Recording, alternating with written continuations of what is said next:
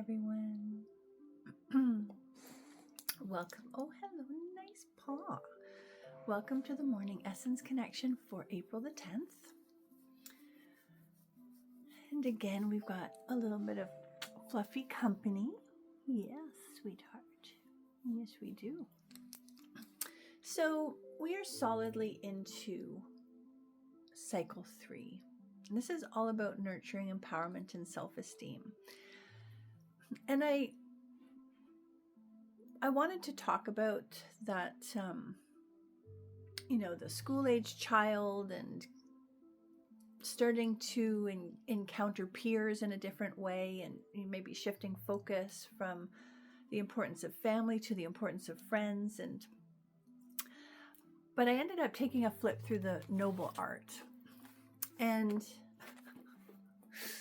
I've been focusing so much on the great work. I haven't gone back to the noble art for a little while, and I read a little part of chapter 16 this morning, which is about a star at the shadow of the enemy at the gate. Are you going, love? Did you want to go? Did you want to?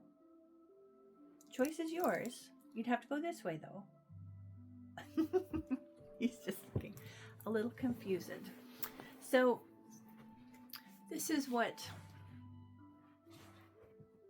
Oh, there you go. Oh, okay. Oh, big fluffy dog. So talking about a star. A star brings us to the threshold, stepping across that which opens us to light and the opportunity for growth. Many ancient paths present otherworldly beings or gods and goddesses as guarding these liminal places that move us from one distinct reality to another. Of course, when I wrote that, I didn't have an intention of writing a whole book about it, psychopomps in the soul, but that's what ended up happening.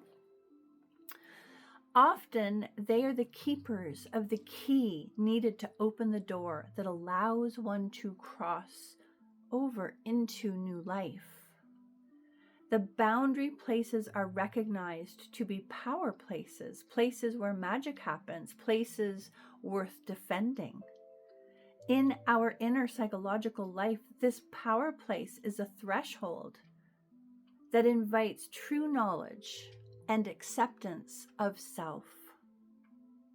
When we are able to step into the truth of our life from that place of empowerment and unquestioned self-worth, we do experience a life of magic.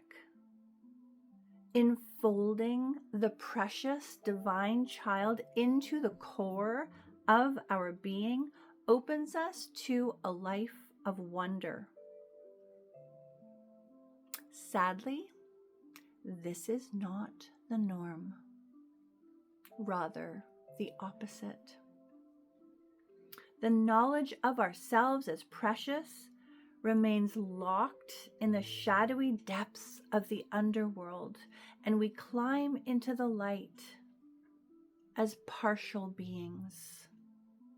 The key hanging uselessly on a chain at our waist.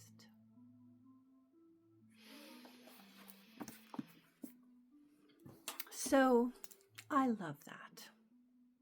Oh, here. Oh, we've got some friends. Let's just turn that over a little bit. I wonder if I can make it. Oop, other way. There. I don't mind being in the shadowy dark so you can see. Maybe that's a little too dark. So you can see our little bird friends. There. So, drop down to essence. And just think about those words a little bit. We've just crossed over that threshold of Easter. Come back into the light fully. Do you come back whole within? That is the axiom of cycle 3. You are whole within. You are whole. And yes, we do live in community. We'll get into that in cycle 4. We can choose to share who we are with others, but we don't need that necessarily to be whole within ourselves. And so, have you used the key to unlock the door, to come to that place of, this is me, this is just the whole of me. Take it or leave it, like it or lump it. Here I am. I say all the time, this is your life, your life. And at the end of it, when you take the last breath, it's between you and your spirit. You're the one who's going to know if you're leaving this earth plane with regrets, without having shared, the wonder and the beauty that is you. So, it's something to connect with today. And let's get our little plant ally, our magical botanical reflection. Who have we got?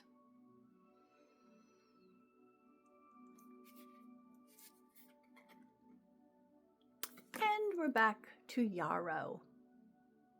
We started with Yarrow, remember? How to staunch the bleeding. There we go. It is a protector. But also, that's Chiron there.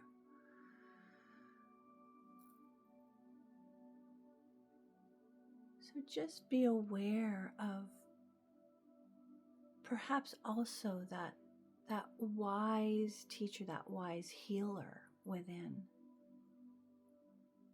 The one who walks with you. The one who teaches you, this works, this doesn't. Where the boundary lines are.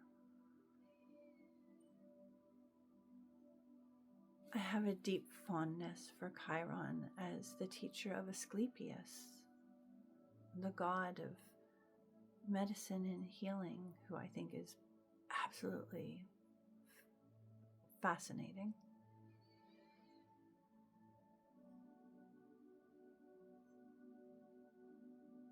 And so as you move into the light, be aware of that within you, which still remains to be healed.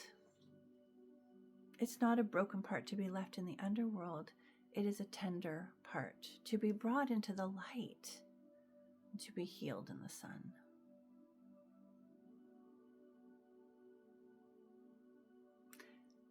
And this is something I hear a lot, but I will say, when that is the place we are coming from, imposter syndrome cannot exist. Imposter syndrome exists when I feel that I need to fit a shape that others have of me, instead of knowing that the shape I can only ever fill is that of my own.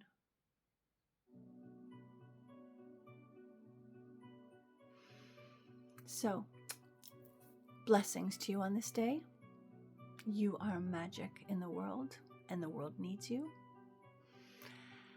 And I will see you another day.